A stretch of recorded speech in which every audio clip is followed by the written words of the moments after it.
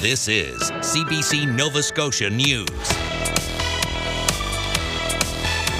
Tonight, waiting for help. This woman living in chronic pain says the Nova Scotia healthcare system has failed her at every turn. A family's plea. A Kentville woman calls for change after her brother dies in a tent. And Mary, Queen of Socks. This Dartmouth woman gathers up thousands of pairs for those in need.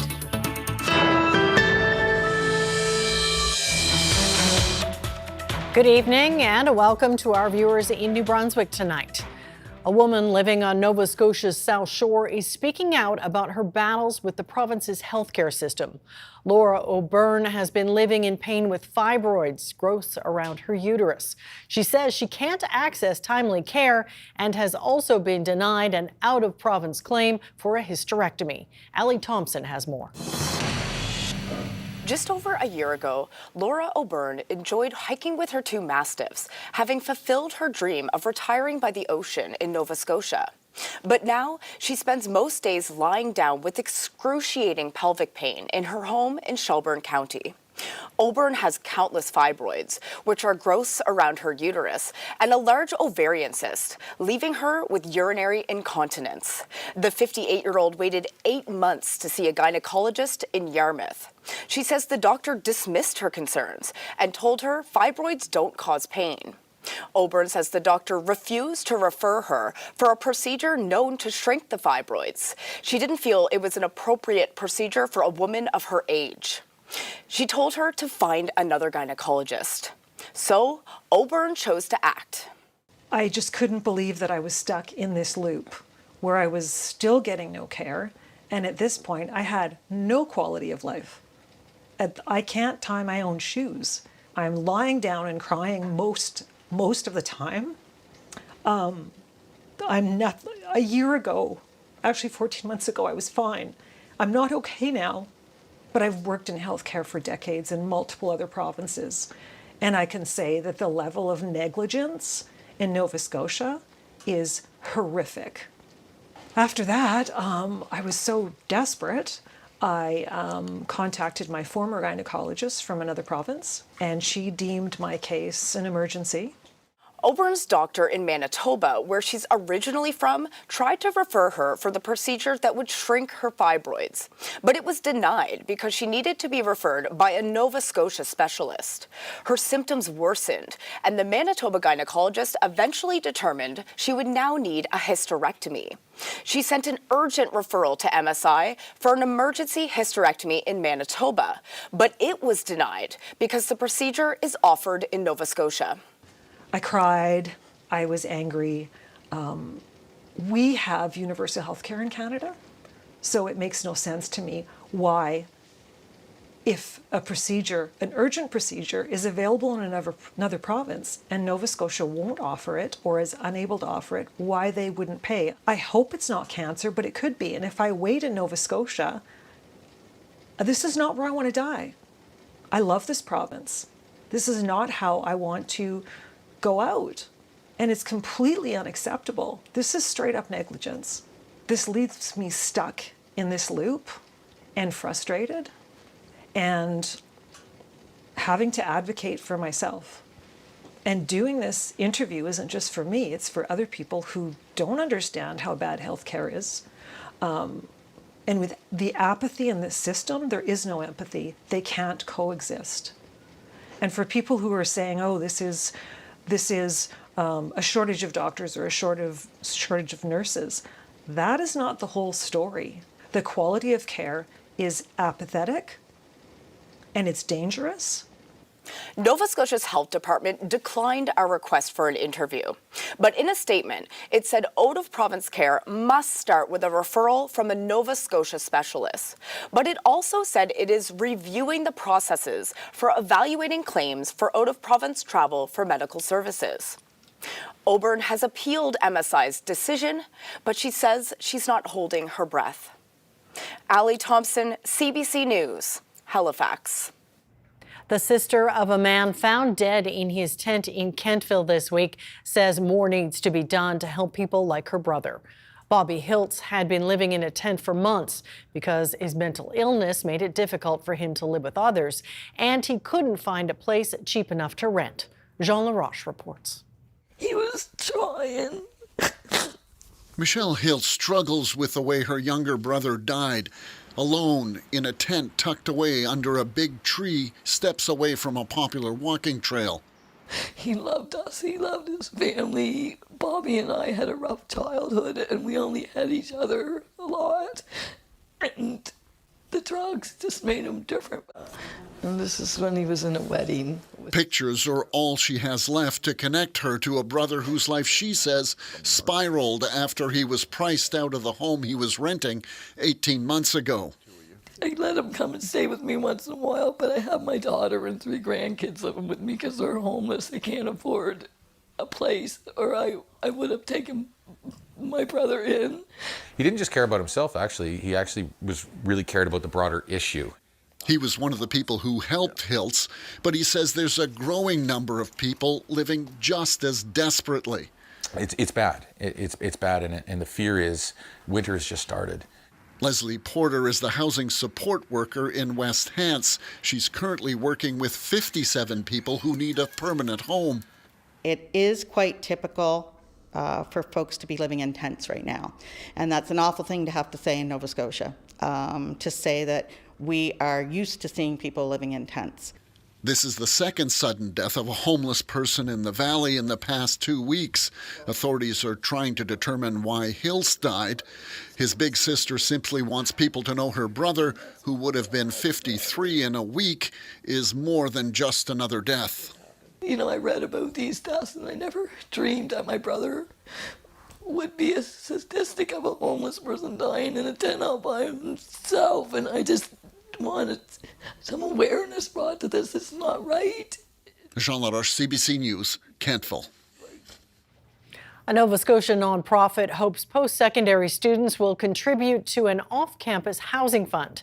As the CBC's Luke Ettinger reports, the initiative is based on a model used to build hundreds of units in Quebec. Student Housing Nova Scotia is pitching a province-wide plan with hopes to raise millions toward off-campus units. The nonprofit group owns 11 units, all in Wolfville near Acadia University. To expand, they're creating the Developing Affordable Student Housing Fund, or DASH.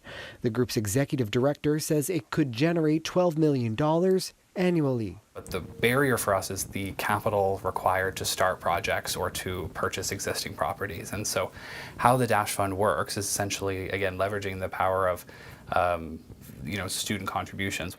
The next step is to get university and college students on side to contribute towards the initiative, just $5 each semester. Archibald says campuses across the province will decide to join the fund through referendums. It's based on a model used by Montreal-based nonprofit Util, which already has 600 units and 2,400 more planned. But it's also beneficial for all renters in large cities where there are a lot of students, because all the students who come and live in our affordable apartments, they free up apartments for other renters, including families. The chair of Students Nova Scotia says the fund is an extremely exciting idea. He says the cost of housing is layered on top of other affordability challenges. Grocery prices are incredibly expensive. Student financial assistance by the province has not gone up since 2017, and students are put in a position where they're being pushed out of receiving an education. The Department of Advanced Education declined an interview. In a statement, it says they updated the formula for calculating student assistance this year to better reflect the current housing and living costs for students. On-campus living is a really great opportunity for students, but people need choice and they need different types of housing situations that suits their specific needs. While the program gets off the ground, Archibald says 10% of funds raised will be used to support students through bursaries and financial aid. Luke Ettinger, CBC News, Halifax. The sound of ship horns echoed through downtown Halifax at 9:04 this morning, the exact time the Halifax Explosion shook the city 107 years ago.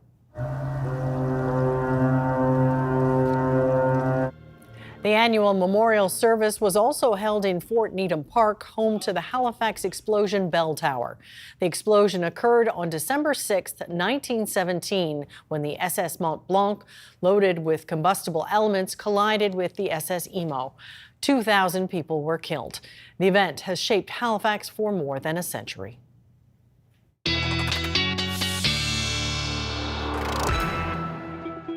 Jay Scotland is in for Ryan tonight, and boy, Jay, those temperatures are falling. Yeah, it's going to be a very chilly one for your Saturday, and for our viewers that are also joining us from New Brunswick as well. Get a bit more in the way of the sunshine, but not much in terms of temperature. We'll be quite chilly there as well.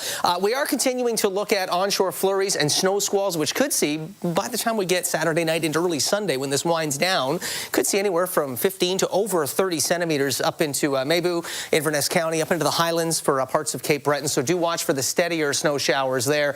Through your Saturday, breaks of sunshine, and at times we'll see those wind-driven bands of flurries pretty much across the province. You could see a stray flurry or two through the day. So let's take a look at what we can expect for your Saturday, both New Brunswick and Nova Scotia. Mainly sunny, still very chilly conditions for folks in NB. And we'll see a decent amount of sunshine off and on through the day across Nova Scotia. Just a chance for those flurries off and on as well. And temperatures likely going to feel below -10 with the wind chill. Amy? All right, thanks for that, Jay. The Federal Fisheries Department is proposing new elver quotas for the 2025 season that would significantly cut the share of baby eels fished by existing commercial license holders. In a letter issued Thursday, it proposes that 6 of the 9 current commercial license holders be stripped of between 80 and 90% of their quota. The remaining 3 would see cuts of about 60%. That catch would then be transferred to First Nations and to individual fishermen. Meanwhile, licensed fishers in Atlantic Canada will soon be able to take maternity and paternity leave. DFO says starting January 1st of 2025, license holders will be able to request a substitute to run their businesses when they are either pregnant or new parents. This new leave is similar to what is provided under employment insurance, where maternity leave is up to 17 weeks and parental leave can be provided up to 35 weeks. Well, the Dartmouth woman known as the Queen of Socks has delivered the most socks she's ever collected to homeless shelters in Halifax. Today, Mary Crosby handed nearly 19,000 pairs. Gareth Hampshire reports. The day starting early for Mary Crosby and her friends, who are on a mission to make sure homeless people in Halifax have clean, dry socks. I'm tired, but a good tired. They're packing more than 100 boxes into a van to deliver to 7 shelters. That's nearly 19,000 pairs, even more than her total from last year, after people from around the city stepped up to help her. Overwhelming. There's so many people that want to help. There is a lot of good in this world still. Donors have contributed to her Facebook group Socks for Shelters and even handed her money when they've seen her buying socks in the stores. She thinks it's because more people now realize a growing number are living in desperate conditions in Halifax. People see it. You can't go anywhere and not see it. She's having no problems recruiting people to the campaign, some through social media and some she's known since high school. They're all determined to make a difference. Sick people are out there with wet feet and, getting diseases in their feet and stuff because they're wet and sores and that kind of stuff. If we can help eliminate that, then that's just another notch for them. She's handing over 8,000 pairs to Souls Harbour Rescue Mission, who have a surprise for her. Hello, Hi there. Mary. Welcome back to Souls Harbour. These are for you. This is amazing. I have something for you. We made you a crown. Because you are literally the Queen of Socks for Souls Harbour, and the amount that you supply us literally gets us through the year. So if you allow me to crown you, that would be so amazing because you do so much for us. So anyways, yes, absolutely. It's a donation that will help the organization through the winter. If you're out on the streets or you have housing insecurity, having warm feet makes or breaks, if you're going to make it through the day or the night sometimes. She's going to wear the crown with pride, but is already hoping to collect even more socks next year. We're getting there. Gareth Hampshire, CBC News,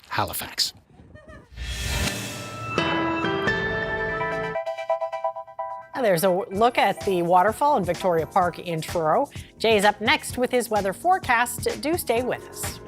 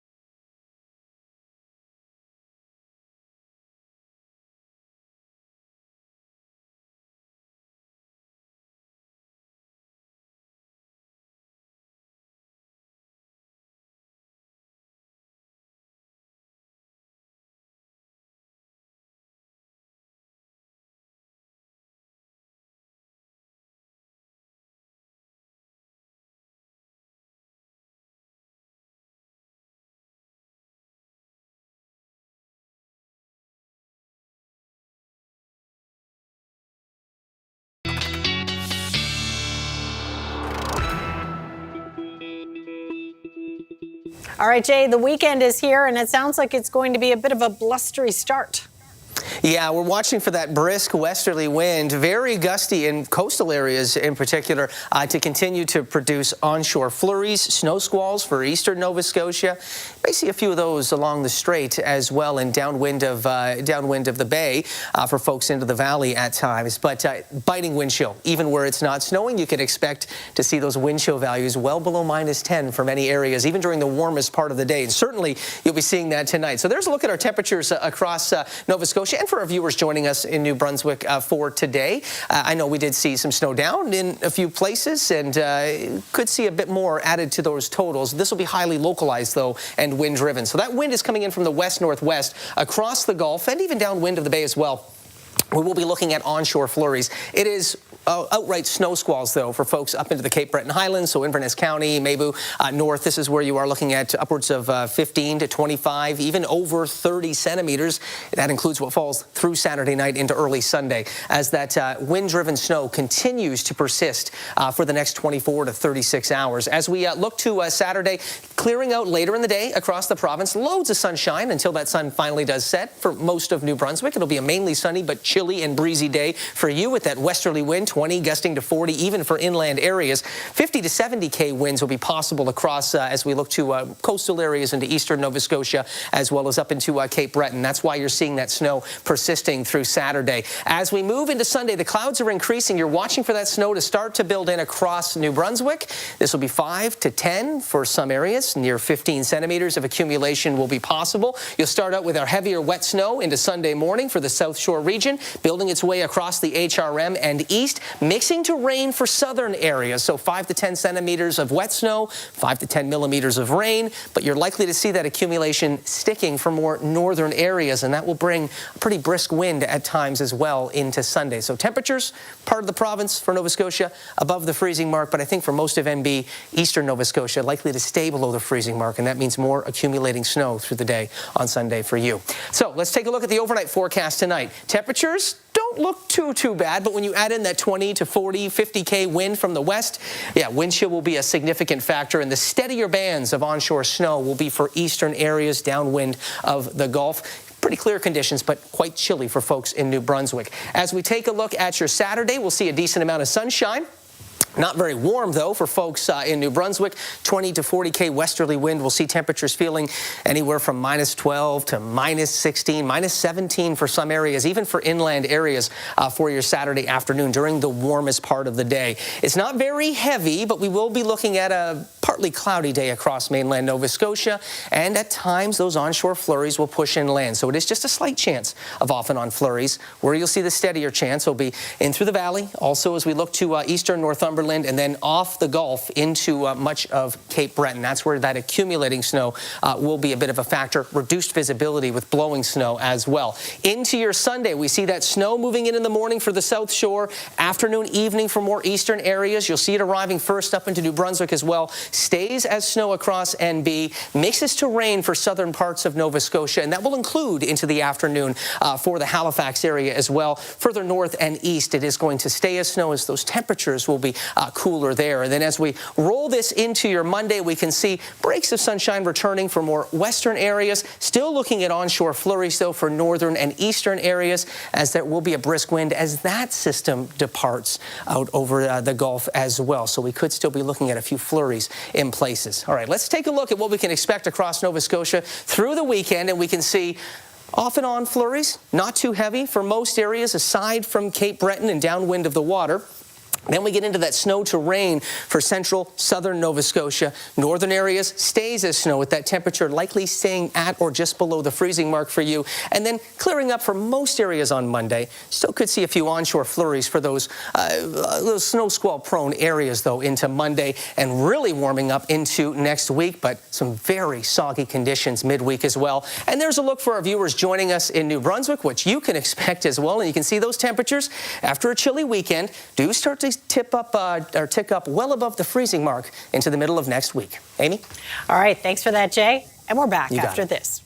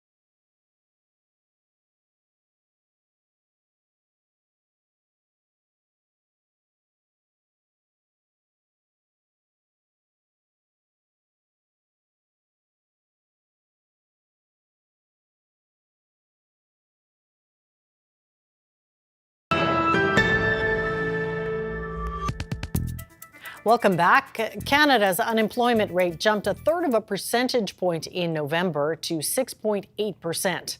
Outside of pandemic closure months, it is the highest in almost 8 years. A net gain of just over 50,000 positions was outpaced by people entering the job market. Among those unemployed, 46% had not worked in 12 months, in part reflecting the impact of high interest rates. The Bank of Canada's next interest rate announcement comes Wednesday. New Brunswick Public Utility has purchased land in Squidouc with the intention of having a natural gas plant built on the site. The CBC's Jacques Poitras has more. We take for granted that electricity is there for us when we need it.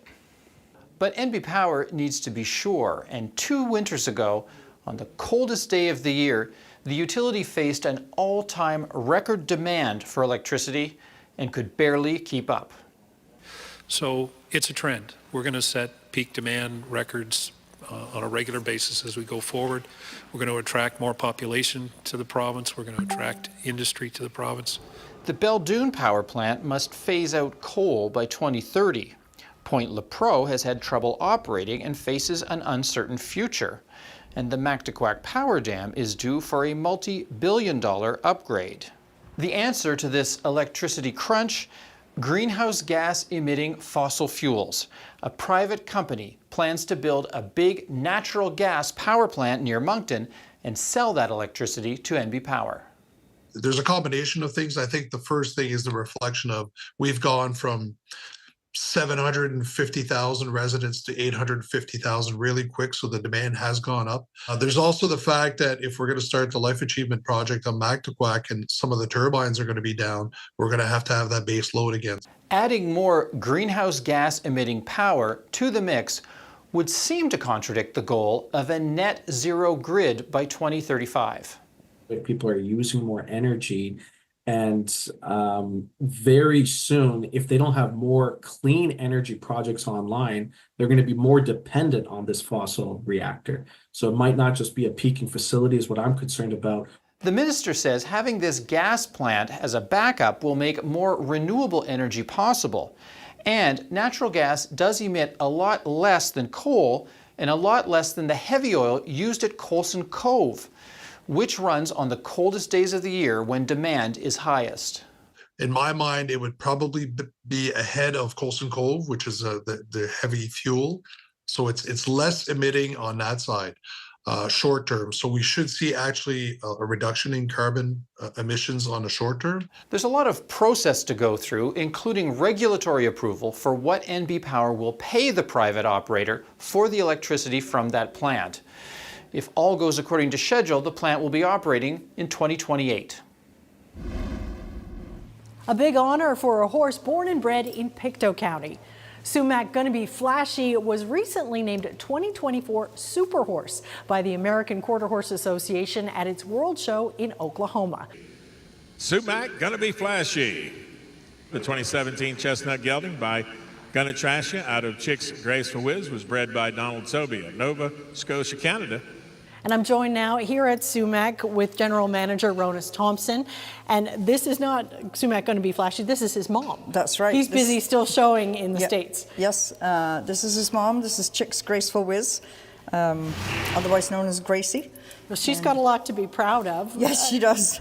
For folks who don't know what this Super Horse competition is, it's a big deal, right? It's a very big deal. The World Show is like the big championship for the American Quarter Horse people. They qualified to get there. It lasts about 3 weeks long. There's all kinds of disciplines that the quarter horses take part in. And so he has to accumulate enough points in different disciplines to get the title. Give me a for instance of what one of the competitions might be. So a couple of the ones that he does is ranch trail and ranch rail. What would that involve? Their classes, if I remember rightly, have about 70 competitors. So it's a big deal. It's and it's a lot of tough competition. So. And they'd be going over obstacles? In ranch trail, for sure, they do obstacles. They have to climb over poles sideways, backwards, turns, and everything like that. But it's also very much the presence and the way of going. Right. So were you following this all along? Did you know he was up for this? I didn't know that he was going for the super horse. It was kind of news to me. So he started off as a reiner, and he just blended into ranch and ranch trail so well with his new trainer and his owner. Yeah. So talk to me about when you realized and started thinking this might happen. Well, we've been following his career since he went down there, and last year he got a Horse of the Year title in a different association. So he's been doing really well. He's shown all over California, Florida, Texas, all over the place. So he's been doing well everywhere. Well, tell me about what he was like when he was born here. Did you know he was special? He was very cool. He got the name Flash because he was born flashy. He looked flashy, and I have a really cute video of him at 2 days old, running in the arena for the first time out of his stall, and he just carried himself with such balance, and he could run down and stop like a full-size reiner at 2 days old. So I was pretty sure he was going to be as flashy as he looked. Well, talk to me about the combination of mom and dad. How did they create such a beautiful, talented baby? Well, Trasha is gonna be Flashy's father, and I bred him to Gracie with AI, and he's one of the top stallions in the quarter horse world, the performance world anyway, with reining, and he has all kinds of champion horses and big championship on in Oklahoma right now, and he has many sons and daughters there that are the very top of the game. So. But did you think he was going to go this far when he was Well, you always hope. You always hope. That's what we hope for when we're breeding. Yeah. So yeah, he went far and wide, so it's great. He went through all the right people to end up where he is, so it's great. Any regrets that he didn't stay here? No regrets, because he's given us great publicity. He's doing so well, and we're very proud. So who's coming up next in the barn? Who's be succeeding? Yeah, well, we have a full sister, and this was her first year showing, and she has 2 futurity wins this year, so now she's on having a bit of a holiday before next year. And we have another son of Gracie's, who's a 3/4 brother to going to be Flashy, and he has another sister who's due to have a baby in April. So the legacy continues, hopefully. And hopefully they can go on to do as well as he does. Obviously, he's a very valuable horse at this point. Yes, I imagine he's, his price tag would be pretty high right now. But he's earned every bit of it. I believe in winnings to date through different associations, he's over $250,000 US from all his competitions in the last couple of years. So it's pretty exciting stuff. So for the community of Trenton, the barn here, what's the feeling knowing he's gone so far? A lot of excitement. I mean, Gracie's always been a big favorite.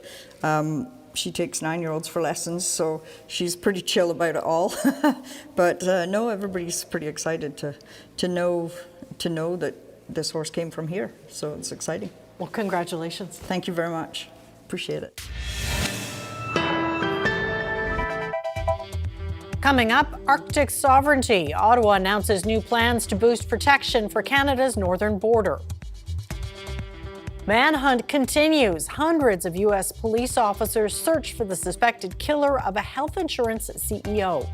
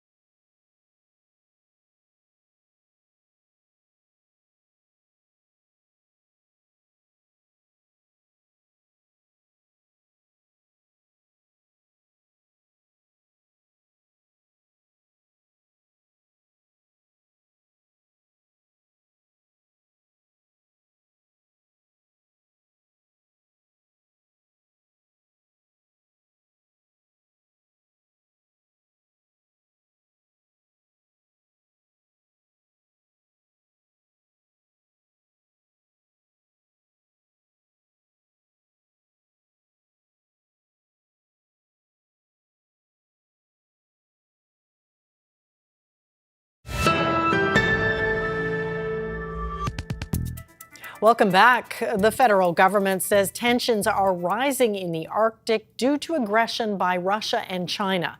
So today it announced plans to build alliances to boost protection for Canada's north. Rafi Boudjikanian reports. Long in the making, recent events have put the heat on Ottawa unveiling its Arctic foreign policy. Russia's illegal invasion of Ukraine has led us all to ask, who's next? It is clear that Russia has no red lines. Its designs on the Arctic and its resources are well known. And it's not just Moscow. This Chinese state television footage shows Beijing conducting a military exercise near Alaska less than 4 months ago. Canada's response, reinstating an ambassador to the Arctic, a position abolished by the Conservatives in 2006, opening consulates in Greenland and Alaska. And greater cooperation, Ottawa says, with territorial and Indigenous leaders who warn of foreign interference on their doorstep. We see it in influence, whether it be at the United Nations or within a number of our priority area issues such as climate change and the Conference of the Parties for Biodiversity. We see nation states making grand overtures about either their considerations for the Arctic or regressive policies around Indigenous peoples. Canada also says it wants to work more closely with like-minded countries in the Arctic. On Friday, its closest ally welcomed the policy announcement. We value the Canadians' cooperation in securing the Arctic region, and that is peaceful, stable, and prosperous and cooperative. And so, again, we value that strong partnership, and I think they have shown leadership. But for observers, the proof will be in the pudding. The increased cooperation between Russia and China in the region. All of these have been long-term problems. They really started developing back in 2014, and we only now see the government trying to act somewhat belatedly in terms of responding. Looming over all this is the pending Canadian federal election, where polls continue to favor a Conservative win. It's not clear what the official opposition would do with this policy should it come to power, but on Friday they said the government's announcement only shows the Liberals have no real plan to protect Canada's Arctic sovereignty. Rafi Boudjikanian, CBC News, Ottawa. South of the border, authorities are still searching for a man who killed the head of the largest U.S. health insurer. 2 days after the deadly shooting in New York, the manhunt has spread to several states, including Connecticut and New Jersey. Police have also released new photos of the suspect. Chris Reyes has more. A massive manhunt for the suspect in the shooting death of United Healthcare CEO Brian Thompson is now in its third day. This is new video that appears to show the suspect moments before Thompson was gunned down in front of a hotel in Midtown Manhattan on Wednesday. It was taken a few blocks from the scene of the crime. Police are sifting through footage of thousands of other cameras in an attempt to retrace his steps. So far, police believe the suspect was staying at a hostel in the Upper West Side where this photo was taken, the man's face in clear view. According to a police source, the man may have been smiling at the host at the front desk. It's one of several images that police are running through facial recognition technology. Police are also putting a water bottle and a phone that the suspect may have discarded through DNA testing. The DNA evidence is important. Everything's for courtroom testimony, so we can link him to the crime, right? We have his image. I'm sure there's a lot of tips coming in through Crime Stoppers, helping us identify the suspect. My gut feeling is the NYPD already knows who he is. We're just looking for him. We're on the hunt for him. United Healthcare has released a statement thanking those who have reached out to the company, adding this: our priorities are first and foremost supporting Brian's family, ensuring the safety of our employees, and working with law enforcement to bring the perpetrator to justice. The company has faced angry comments online in reaction to the shooting, with some accusing the insurance provider of mistreating their customers. The words delay and depose were written on the bullet casings found at the scene, tactics that the insurance industry has been accused of using to deny clients' claims. United Healthcare has shut down comments on its social media accounts. A former bodyguard of Thompson's says he's surprised the CEO did not have adequate security detail while in New York. If I was the detail leader, I would make sure that we would have had the room secure, number one, but number two, we would have brought him through a back entrance because it's that important. You're talking again about a very important man in this country. Police have posted a $10,000 reward for anyone who may have information that could lead to the suspect's arrest. Chris Reyes, CBC News, New York. New research suggests a long-standing concern in healthcare remains current. Significant numbers of emergency room visits for problems a family doctor could handle. And the study says a shortage of those family doctors is a big reason. The CBC's Mike Crowley reports. Cassidy Allison Ray is expecting her first child. She has an obstetrician.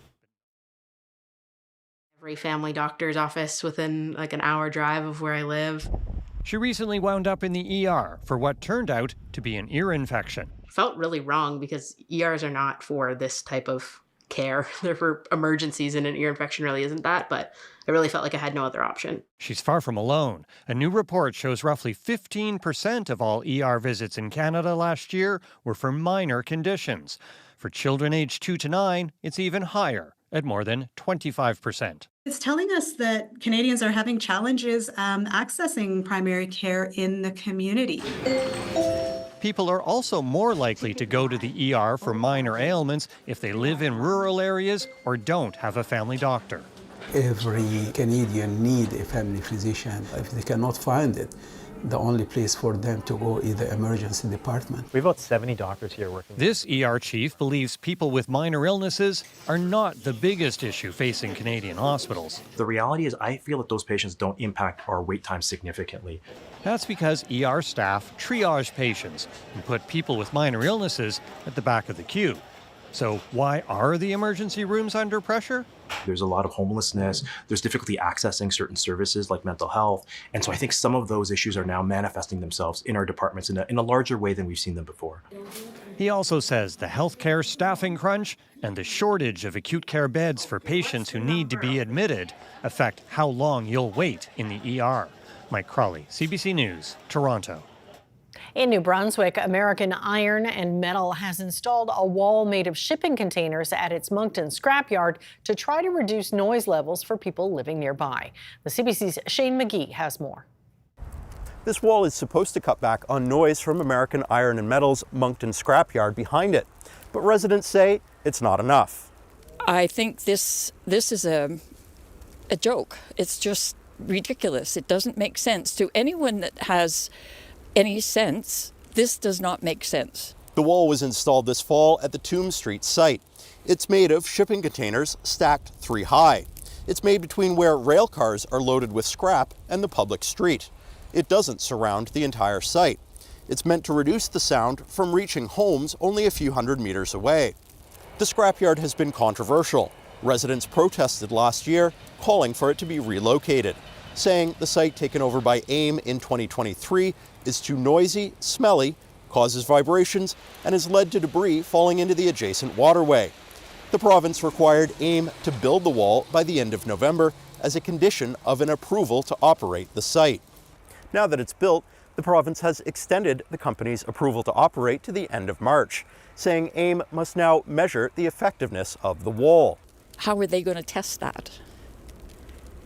I don't have any faith in the company doing things to help us. I mean, if this is what they think is going to help us, I have no faith in them helping us at all. What do you want to have happen? I would really like them to be moved out of here. I don't want anyone to lose their jobs. I've said that many times before.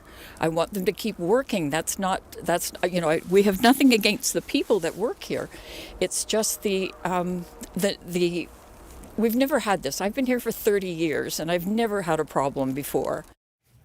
Delivery companies seem to be drowning under a backlog of parcels resulting from the Canada Post strike. UPS and Purolator have put the brakes on some shipments, adding insult to injury for Canadians relying on mail. Sam Sampson has the details. To show off her coloring products, Chantal Laverne likes to stay in the lines, but the latest development in Canada Post's strike has made things a bit messy. This feels like we get ambushed. Like small businesses, it's like we always have to be like problem solving. UPS and Purelator are so swamped with deliveries, they've paused some shipments this week to try to play catch up.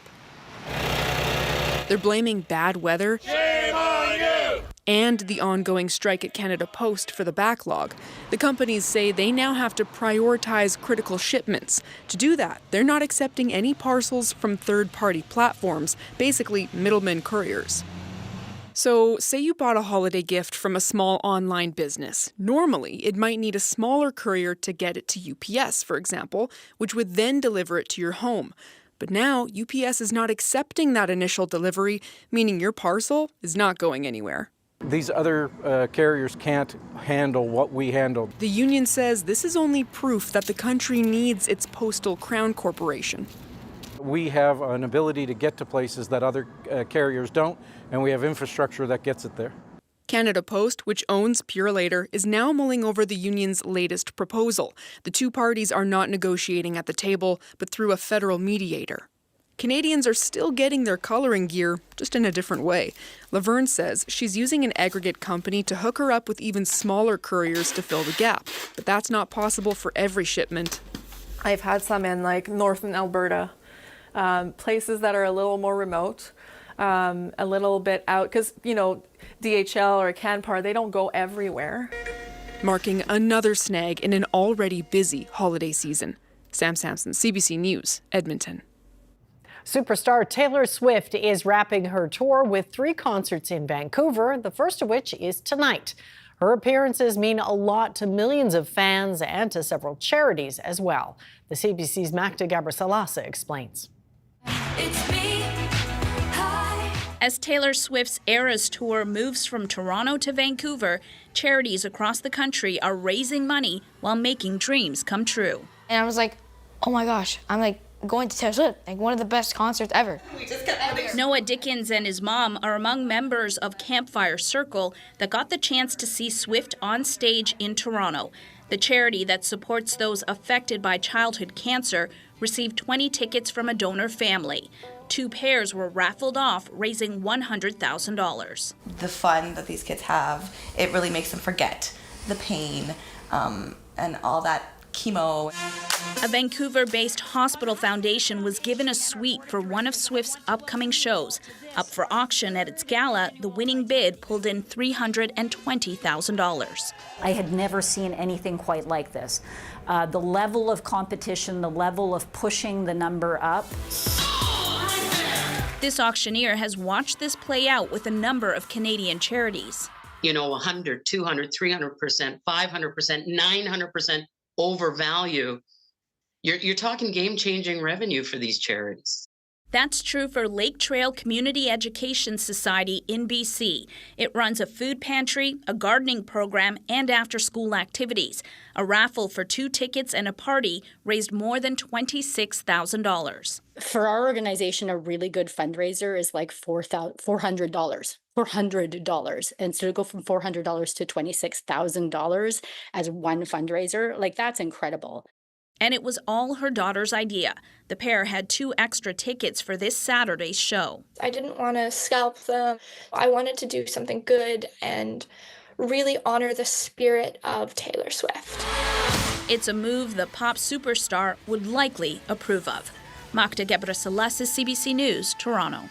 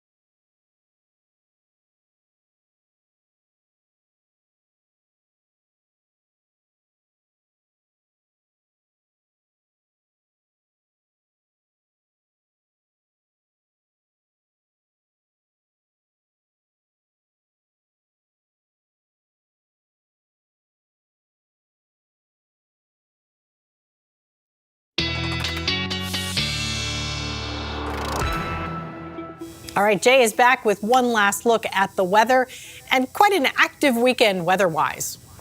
Yeah, brisk wind. We'll continue to see very heavy snow as we look to certainly western Cape Breton up into the highlands. This is where you're going to be looking at potentially over 30 centimeters for some areas. But that brisk wind, we'll see some flurries into the Halifax area as well. Could see them as early as the early morning hours tomorrow. That wind 15 to 30 kilometers per hour. For coastal areas will be higher, and middle part of the day, gusts 40, near 50 possible. And again, not heavy, but often on flurries will be possible, although I think second half of the afternoon, sky should begin to clear, and we'll see a bit more in the way of those sun breaks. But temperature-wise, feeling below -10 with the wind chill. And then quickly, here's what you can expect through the weekend across Nova Scotia. Again, messier for eastern areas. You get that snow to rain for most of Nova Scotia on Sunday. Northern and eastern areas, it does stay as flurries and accumulating snow. This could be messy Sunday night, even into early Monday, although most areas do clear out on Monday. And then for our viewers that are joining us tonight from New Brunswick, here's a look at your weekend forecast. Fairly sunny on Saturday,